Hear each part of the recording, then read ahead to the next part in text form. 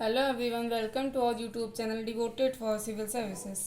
तो जैसा कि हमने कल पढ़ाया था, वेज प्राइस स्पाइरल 5 मैंने टर्म बता दिए थे जो इकोनॉमिक्स के लिए इम्पोर्टेंट था। आज उसी में से छठा है समृद्धि रहित मुद्रास्फीति, या जिसको कहते हैं स्टैगफ्लेशन। ठीक है, इससे पहले हम आपको बता दें कि मैंने ज्योग्राफी की भी वीडियो बनाई है, मतलब ज्योग्राफी सब्जेक्ट भी पढ़ाना शुरू किया है, तो आप उसको भी देखिए और जो भी आपको लगता है कमेंट सेक्शन में कमेंट ज़रूर कर दीजिए। ठीक है, शुरू करते हैं। तो देखिए, जो स्टैगफ्लेशन है हमारा, ये दो शब्दों से मिलकर बना है। स्टैगफ्लेशन दो शब्दों से मिलकर बना है। ठीक है, पहला शब्द है स्टैग, दूसरा है फ्लेशन। स्टैग और दूसरा है फ्लेशन। ठीक है, जो स्टैग है वो स्टैगनेंट से बना है। स्टैग किससे बना है? स्टैगनेंट से बना है। ठीक है, और जो फ्लेशन है ये किससे बना है? इन्फ्लेशन से बना है। ठीक है, देखिए स्टैगनेंट का मतलब होता है रुकी हुई या थमी हुई, रुकी हुई या थमी हुई। ठीक है ना। और जो इन्फ्लेशन है इसका मतलब बता चुके हैं, इसका मतलब होता है मुद्रास्फीति। ठीक है ना। हम्म, देखिए, अगर आप इन दोनों को जोड़कर इसका अर्थ निकालेंगे तो इसका अर्थ होगा रुकी हुई मुद्रास्फीति। रुकी हुई मुद्रास्फीति, जो कि बिल्कुल भी सही नहीं है। इन दोनों को जोड़कर आपको अर्थ नहीं निकालना है, वरना इसका मीनिंग ही गलत हो जाएगा। तो करना क्या है वो देखते हैं। देखिए, जो स्टैगफ्लेशन है हमारा, ये एक विरोधाभासी दशा होती है। कैसे? स्टैगफ्लेशन। ठीक है, इसमें होता क्या है कि अर्थव्यवस्था थम सी जाती है, मतलब बिल्कुल ही थम जाती है। थम जाने का मतलब क्या है कि समृद्धि नहीं होगी। समृद्धि नहीं होने का मतलब क्या? उत्पादन नहीं होगा, समृद्धि नहीं होगी। ठीक है, और समृद्धि भी, उत्पादन भी नहीं होगा। दूसरा क्या होगा? मुद्रास्फीति बहुत तेजी से भागेगी। मुद्रास्फीति हमारी बहुत तेजी से भागेगी, बहुत ही ज़्यादा तेजी से हमारी मुद्रास्फीति इसमें भागेगी। ठीक है, तो जब समृद्धि नहीं हो रही है, ठीक है, मांग भी नहीं है, मांग भी नहीं है, और फिर क्या है? उत्पादन भी नहीं हो रहा है। समृद्धि नहीं होने का मतलब क्या? मांग भी नहीं हो रही है और उत्पादन भी नहीं हो रहा है। इसके बावजूद अगर मुद्रास्फीति ज़्यादा है तो ये कैसी कंडीशन शो होती है? ये कंडीशन को दर्शाता है कि ये एक विरोधाभासी कंडीशन, विरोधाभासी कंडीशन। ठीक है ना। क्यों? क्योंकि सामान्यतः होता क्या है कि जब मांग होती है तब मूल्य में बढ़ोतरी होती है। सामान्यतः ये देखने को मिलता है, भाई मांग है तो चलो भाई मूल्य में बढ़ोतरी। यहाँ पे क्या? मांग भी नहीं है, समृद्धि भी नहीं है, उत्पादन भी नहीं है, उसके बावजूद मुद्रास्फीति बहुत तेजी से भाग रही है। तो ये कंडीशन है विरोधाभासी। ठीक है, अब यहाँ पे क्या है? ठीक है, तो मूल्य में, यहाँ पे जो मूल्य बढ़ रहा है, मूल्य में बढ़ोतरी के पीछे का कारण क्या है? मैंने बताया ना, मुद्रास्फीति बढ़ रही है। मुद्रास्फीति का मतलब क्या है? किसी चीज़ का मूल्य बढ़ रहा है, कोई भी चीज़ वस्तु हो सकती है, मूल्य बढ़ रहा है, प्राइस बढ़ रहा है। तो इसके प्राइस के बढ़ने का कारण है, मैंने आपको पढ़ाया था, कॉस्ट पुश इन्फ्लेशन, यानी कि लागत जनित मुद्रास्फीति और संरचनात्मक मुद्रास्फीति। संरचनात्मक मुद्रास्फीति, ये यहाँ पे इसका कारण है। अब आप मुझे जरा एक क्वेश्चन बताइएगा कि अगर आर्थिक समृद्धि नहीं हो रही है, मैंने आपको बताया, ठीक है, अगर आर्थिक समृद्धि नहीं हो रही है, ठीक है, और मांग भी नहीं है, मांग भी नहीं है, यानी कि मांग बढ़ नहीं रही है, ऐसे भी कह सकते हैं, तो ऐसे देश में नया निवेश होगा? मतलब होगा या नहीं होगा? ये आप कमेंट करके लिख दीजिए कि निवेश होगा या निवेश नहीं होगा। अब हम आपको रिप्लाई बताते हैं इसका। तो फिर निवेश नहीं होगा। जब आर्थिक समृद्धि नहीं है, मांग नहीं बढ़ रही, तो ऐसे में क्या होगा? नया निवेश नहीं होगा। तो आपको मालूम है इसका मतलब कि जब नया निवेश नहीं होगा तो फिर क्या हो सकता है? जब नया निवेश नहीं होगा, नया निवेश नहीं होगा तो रोजगार भी तो नहीं होगा, रोजगार का सृजन ही नहीं हो पाएगा। ठीक है, और फिर रोजगार का सृजन नहीं हो रहा है, और साथ में क्या हो रहा है, मुद्रास्फीति तो वैसे ही है। तो इसका मतलब ये क्या है, यहाँ से भी ये प्रूफ होता है, ये एक विरोधाभासी कंडीशन को दिखाता है। नॉर्मली आप देखते हैं कि जब लोगों के पास में रोजगार होता है तो क्या होता है, मांग बढ़ती, रोजगार है तो मांग बढ़ेगी, मांग बढ़ेगी तो क्या होगा, उपभोग बढ़ेगा, और उपभोग बढ़ता है तब मुद्रास्फीति उत्पन्न होती है। तो ठीक है, मतलब समझ में आता है, वो कंडीशन सही रहती है। यहाँ पे आप देख रहे हैं कि ना तो समृद्धि है, ना ही मांग है, और ना लोगों को रोजगार मिल रहा है, उसके बावजूद मुद्रास्फीति निरंतर बढ़ती जा रही है। तो इसे ही कहते हैं स्टैगफ्लेशन। मैंने आपको पहले ही बताया। अच्छा, इसका एक ग्राफ बनता है स्टैगफ्लेशन का। तो आपको क्या लगता है, ये किसी भी अर्थव्यवस्था के लिए अच्छा संकेत है या बुरा संकेत है? कमेंट सेक्शन में कमेंट करिए। ठीक है, ये इन्फ्लेशन है। तो मैं इधर बताती हूँ, थोड़ा बड़ा। ये इन्फ्लेशन है, और एक तरफ है अनएम्प्लॉयमेंट। ये ऐसे मूव कर, तो ये किसी भी अर्थव्यवस्था के लिए एक अच्छा संकेत नहीं माना जाता। ठीक है, ये हमारे टर्म यहाँ कंप्लीट हो गए। अब कुछ चीज़ें और हैं एक्स्ट्रा, मैं वो आपको बता देती हूँ। ये है कि बेरोजगारी और मुद्रा के बीच में एक संबंध होता है। वो संबंध क्या होता है वो बताना है। देखिए, बेरोजगारी और मुद्रा यानी कि अनएम्प्लॉयमेंट और मुद्रास्फीति के बीच एक संबंध होता है। ये देखिए, ये मैंने आपको यहाँ बताया। इसी को आगे कंटिन्यू करते हैं। देखिए, जैसे जैसे आपकी बेरोजगारी बढ़ेगी, जैसे जैसे आपकी क्या होगी, बेरोजगारी बढ़ेगी, वैसे वैसे मुद्रास्फीति क्या होगी, घटेगी या बढ़ेगी? मुद्रास्फीति घटेगी। और जैसे जैसे हमारी बेरोजगारी बढ़ेगी, मुद्रास्फीति भी बढ़ेगी। ठीक, अब देखिए, ये जो संबंध है जो मैंने अभी आपको बताया, इस संबंध को बताया था एक ब्रिटिश अर्थशास्त्री थे,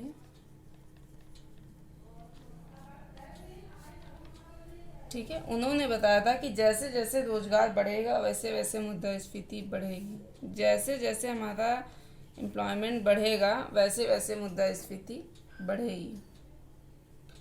ब्रिटिश अर्थशास्त्री थे, उनका नाम था फिलिप्स।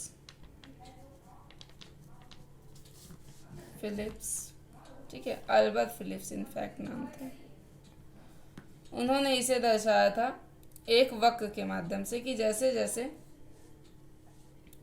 ये देखिए उन्होंने एक, ये तो ठीक है, तो उसका स्टैगफ्लेशन का था, स्टैगफ्लेशन।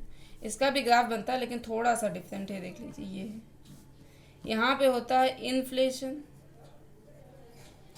यहाँ पे होता है बेरोजगारी। ये हाँ, ये अल्बर्ट फिलिप्स ने इसको बताया था, ये इन्फ्लेशन होता है। यहाँ पे देखिए ऐसे ग्राफ बनता है। इसका मतलब क्या दिख रहा है कि बेरोजगारी बढ़ रही है, देखो, और मुद्रास्फीति घट रही है। बात दिखाई दे रहा है यहाँ पे, बेरोजगारी बढ़ रही है और मुद्रास्फीति यहाँ से देखो तो ये नीचे आगे घट रही है। तो इसको कहते हैं फिलिप्स कर्व भी कहते हैं इसको, फिलिप्स कर्व भी कहते हैं। लेकिन ध्यान रहे, ये जो फिलिप्स कर्व है ये इसमें लागू नहीं हो पाएगा। फिलिप्स कर्व जो है स्टैगफ्लेशन में लागू नहीं हो पाता है। ठीक है, अलग है उससे थोड़ा।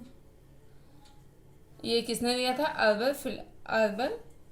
अल्बर्ट फिलिप्स ने दिया था, और ये न्यूजीलैंड के थे बेसिकली, न्यूजीलैंड के, लेकिन इन्होंने ब्रिटिश की नागरिकता ली हुई थी।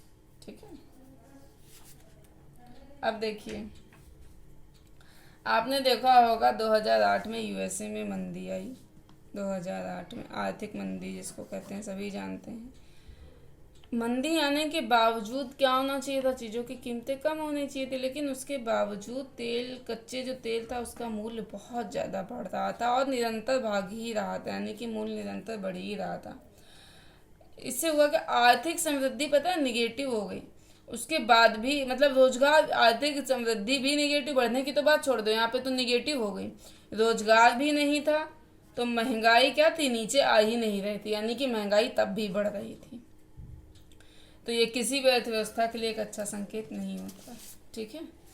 अब देखिए मुद्रास्फीति की जो दर होती है उसके बढ़ने या घटने की गणना कैसे होती है। हमको कैसे पता लगेगा कि मुद्रास्फीति कब बढ़ रही कब घट रही है, अगर पता लगाना हो आप कैसे पता लगाएंगे। देखिए इसकी गणना के लिए कुछ सूचकांकों का प्रयोग किया जाता है। वो सूचकांक पूरे विश्व में ही 3 तरीके के होते हैं। आप इन्हें फटाफट नोट डाउन कर लीजिए। पहला लिख लीजिए पीपीआई, इसका फुल फॉर्म आप लोग लिख लीजिए प्रोड्यूसर प्राइस इंडेक्स, हिंदी में उत्पादक मूल्य सूचकांक। दूसरा होलसेल प्राइस इंडेक्स, थोक मूल्य सूचकांक या इसको कहते हैं डब्ल्यूपीआई। तीसरा सीपीआई, इसको कहते हैं कंज्यूमर प्राइस इंडेक्स यानी कि उपभोक्ता मूल्य सूचकांक। इन तीनों का ही प्रयोग क्या होता है, अलग अलग स्तर पर मूल्यों में होने वाले परिवर्तन को मापने के लिए किया जाता है। इन तीनों का ही यूज आप जैसे मान के लीजिए एक वस्तु है कोई, ठीक है, वस्तु का मोबाइल ले लो, मान के चलो कोई मोबाइल है या कोई भी वस्तु हो सकता है, पेन मान लो, कुछ भी आप मान लो, ये 100 रुपए का है, ठीक है, इसका उत्पादन होगा, ठीक है। फिर उसके बाद में क्या होगा कि ये होलसेल प्राइस के पास आएगा। यहाँ पे क्या है, मोबाइल का मान के जो बहुत ज़्यादा प्रोडक्शन हो रहा है, बहुत ज़्यादा यहाँ पे प्रोडक्शन हो रहा है, कम या ज़्यादा हो रहा है प्रोडक्शन। उसके बाद में ये आएगा होलसेल प्राइस में, होलसेल प्राइस में आएगा, होलसेल मार्केट में आएगा तो वही होलसेल प्राइस पे बिकेगा। फिर दूसरा होगा खुदरा व्यापारी के पास आएगा। फिर लास्ट में हम लोगों के पास यानी कि कस्टमर्स के पास आएगा। तो जब मूल्यों में होने वाले परिवर्तन को हम उत्पादन के बिंदु पर मापते हैं, यहाँ मैंने बताया ना, उत्पादन के बिंदु पर मापते हैं यानी कि जहाँ उत्पादन हो रहा होता है हम वहाँ पर मापते हैं कि मूल्य बढ़ रहे हैं या नहीं बढ़ रहे हैं, तो हम यूज़ करते हैं पीपीआई का। बात समझ में आई आपको, इसका यूज़ करते हैं यहाँ पे उत्पादन जहाँ पे हो रहा होता है। इसमें मुख्यतः ये पता चल जाता है कि लागत जनित मुद्रास्फीति है या नहीं है, यहाँ पे मापने से पता लग जाता है। भारत में आपको बता दें पीपीआई का यूज़ नहीं होता है, ठीक है, और मूल्यों में होने वाले परिवर्तन को मापने के लिए हम पीपीआई का यूज़ नहीं करते हैं। तो फिर वो वस्तु जब होलसेल यही चीज़ मान के चलो जब होलसेल मार्केट में पहुंचती है तो थोक बाजार के स्तर पर जो मूल्यों में परिवर्तन होता है, यहाँ पे थोक बाजार के स्तर पर जो मूल्यों में परिवर्तन होता है इसे हम मापते हैं। यहाँ पे फिर किसका यूज़ करेंगे, डब्ल्यूपीआई का। डब्ल्यूपीआई मतलब होलसेल प्राइस इंडेक्स, थोक मूल्य सूचकांक, ठीक है ना। भारत का यूज़ ये मतलब भारत में डब्ल्यूपीआई का यूज़ होता है। फिर जब वस्तु को थोक से खुदरा बाजार मतलब पहुंचती है, कोई भी वस्तु हो सकती है वो, तो खुदरा बाजार में जब होने वाले मूल्यों के परिवर्तन को जब हम मापते हैं तो इसे सीपीआई कहते हैं। सीपीआई का मतलब हो गया कंज्यूमर प्राइस इंडेक्स, उपभोक्ता मूल्य सूचकांक, ठीक है। अब एक चीज़ आप नोट करके लिख दीजिए चाहे तो, नहीं तो आपको मैं बता दूं तो भारत में किसका यूज़ होता है मुद्रास्फीति की गणना के लिए। भारत में 2 का यूज़ होता है, एक तो हमारा डब्ल्यूपीआई का यूज़ होता है, दूसरा हमारा डब्ल्यूपीआई का, दूसरा सीपीआई का यूज़ होता है, ठीक है। तो पहले क्या थी, जब आरबीआई मौद्रिक नीतियाँ बनाती थी उसके लिए वो डब्ल्यूपीआई को प्रमुख सूचकांक मानती थी। शुरू में इसको क्या करती थी, प्रमुख सूचकांक मानती थी। बाद में फिर हुआ क्या, उर्जित पटेल समिति बनाई गई, उनके सुझावों के आधार पर इसको न मान करके सीपीआई को प्रमुख सूचकांक बना दिया गया इसके स्थान, ठीक है। जब उर्जित पटेल समिति बनी थी, उर्जित पटेल समिति, तो उस समय आरबीआई के गवर्नर उर्जित पटेल नहीं थे। जब उर्जित पटेल समिति बनी थी तो उस समय आरबीआई के गवर्नर उर्जित पटेल जी नहीं थे, ठीक है। तो अब क्या, जो आरबीआई अपनी मौद्रिक नीतियां जारी करती है उसके लिए आधार वो किसको रखेगी, अब डब्ल्यूपीआई की बजाय सीपीआई को आधार रखेगी, ठीक है। तो इसका मतलब ये बिल्कुल भी नहीं है कि डब्ल्यूपीआई की गणना हमने बंद कर दी ना, ऐसा बिल्कुल भी नहीं है, गणना करते हैं हम डब्ल्यूपीआई की भी। अब डब्ल्यूपीआई की गणना कैसे होती है पहले इसको समझ लीजिए। देखिए समझना बहुत ज़रूरी है, इकोनॉमिक्स में यही है, समझेंगे तभी आप आगे कुछ कर पाएंगे, वरना ऐसे तो जो ये करंट में आती है इकोनॉमिक्स आपको नहीं, इसीलिए नहीं समझ में आती, जब तक आपका कॉन्सेप्ट नहीं क्लियर होगा आपको आगे नहीं समझ में आएगा। तो इसकी जो गणना होती है डब्ल्यूपीआई की, ये मिनिस्ट्री ऑफ कॉमर्स यानी कि वाणिज्यिक मंत्रालय द्वारा की जाती है, वाणिज्य मंत्रालय द्वारा इसकी गणना की जाती है। WPI के आंकड़े क्या होते थे, महीने में एक बार जारी होते हैं। अभी की कंडीशन में WPI के आंकड़े एक महीने में एक बार, लेकिन पहले इसकी कंडीशन क्या थी, एक सप्ताह में एक बार जारी होता था। ये पहले की बात है, ये अभी करंट में एक सप्ताह में एक बार होता था पहले। तो WPI में क्या होता है, यानी कि होलसेल प्राइस इंडेक्स में क्या होता है, थोक बाजार के स्तर पर वस्तुओं के मूल्य में होने वाले परिवर्तन को मापा जाता है, जैसा कि मैंने अभी आपको पहले बताया। ठीक है, इसका मतलब क्या है कि जो होलसेल प्राइस इंडेक्स है, इसमें क्या होता है, सेवाओं को सम्मिलित नहीं किया जाता है। क्यों? क्योंकि सेवाओं का कोई भी मार्केट, मतलब होलसेल मार्केट नहीं होता, सेवाओं का कोई भी होलसेल मार्केट नहीं होता। अब देखिए, WPI की गणना के लिए एक बास्केट यूज होती है, ठीक है ना। एक हम लोग बास्केट यूज करते हैं, मान के चलो ये है, इसे बास्केट में बना लेते हैं इस तरीके से। ठीक है, तो ऐसे मतलब सीधा होगा, ऐसे और ऐसे। तो यहाँ पे जो वस्तुएं होती हैं उन्हें कहते हैं प्राइमरी गुड्स, प्राइमरी गुड्स। और जो यहाँ पे होती हैं इन्हें कहते हैं मैन्युफैक्चर्ड, ठीक है। और जो यहाँ पे होता है इसे कहते हैं fuel power lubricant, fuel power lubricant, fuel power lubricant. ठीक है, तो अब देखिए, जो प्राथमिक वस्तुएं होती हैं, इसमें होता क्या है कि जो सीधे खेत में, जमीन में, पौधों में, जानवरों में, पक्षी से मतलब प्राप्त करते हैं, ये वैसी चीज होती है। एग्जाम्पल ले लें, फल, दूध, सब्जी, कॉफी, चाय पत्ती, अंडा, खनिज पदार्थ, मांस, मछली, ये सब। तो इनकी संख्या टोटल है 117।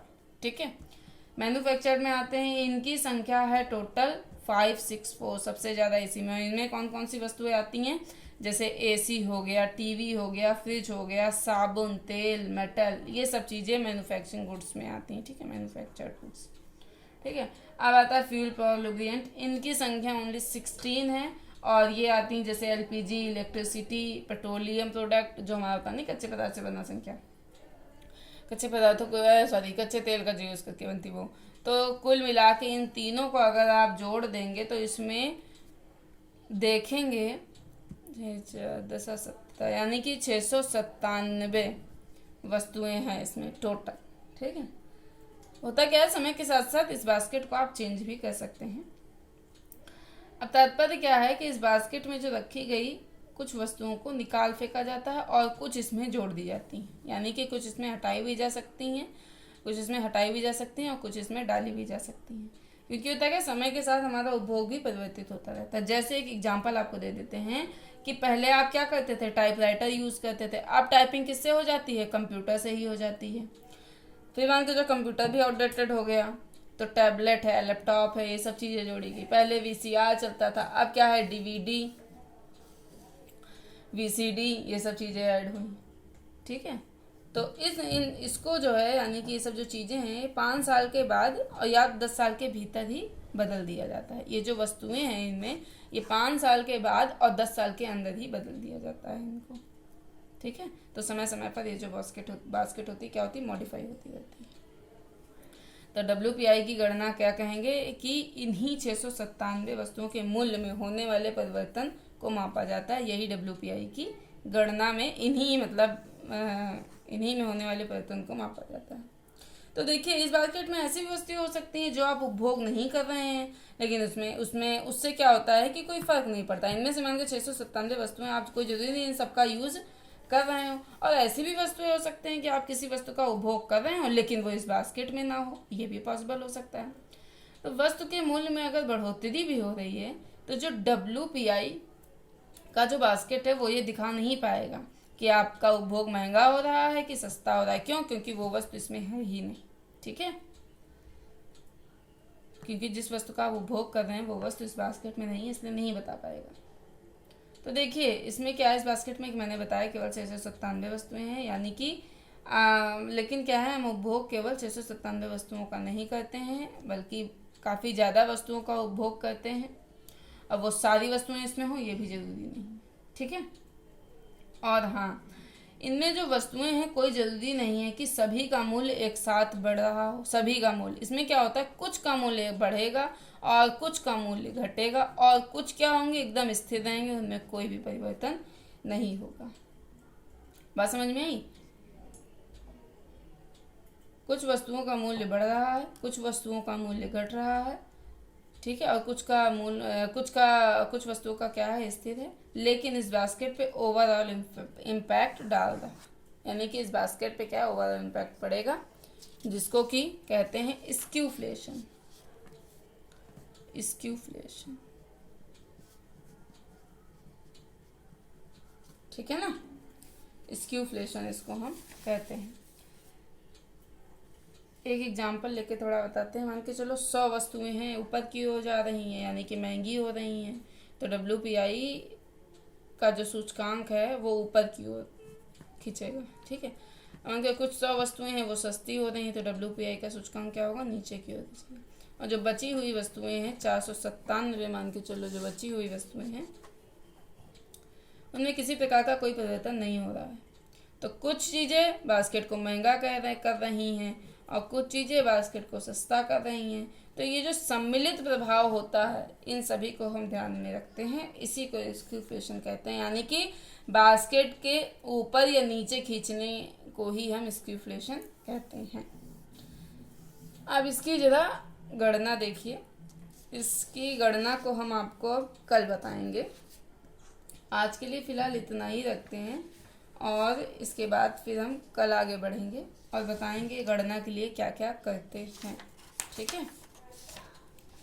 तो प्लीज़ मेरे चैनल को लाइक शेयर एंड सब्सक्राइब जरूर कर दीजिए और ध्यान रखिए, पढ़ाई करिए, स्वस्थ रहिए, घर पे रहिए, खुश रहिए, ठीक है। तो रखते हैं आज के लिए फिर। और मैंने जैसा कि आपको बताया कि ज्योग्राफी है मैंने शुरू की हुई है, आप ज्योग्राफी को देखिए, उसको ज़्यादा से ज़्यादा शेयर कीजिए। जैसा रिस्पांस रहेगा, जो भी वो कमेंट सेक्शन में बता दीजिए, उसके बाद ही फिर हम आगे की वीडियोस को देखेंगे। तो ठीक है, रखते हैं, ओके, थैंक यू।